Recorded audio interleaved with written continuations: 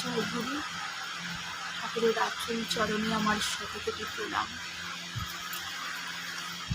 ছেলেপেলেদের সদ্ভাষের সৎ করে তোলা, ছেলেপেলেদের সদ্ভাষের অভ্যস্ত করে তোলা।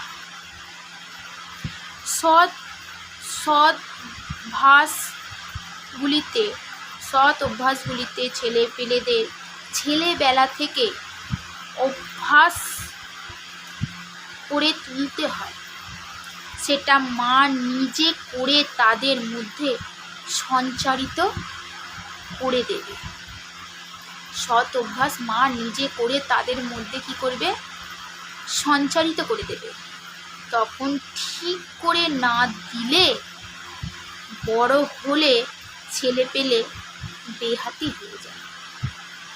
ছেলেপেলেদের তাহলে সৎ অভ্যাস কখন করতে হবে? ছোটবেলায়। মাকে নিজেকে করেই সৎ অভ্যাসগুলো ছেলেপেলেদেরকে করে দিতে হবে।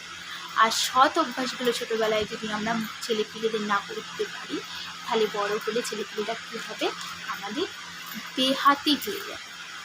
জয় গুরু। এই কথাগুলো যদি আপনাদের ভালো লাগে, লাইক, কমেন্ট, একটা ছোট্ট করে সাবস্ক্রাইব করে দেবেন। জয় গুরু। আপনাদের কাছে অনুরোধ রইল।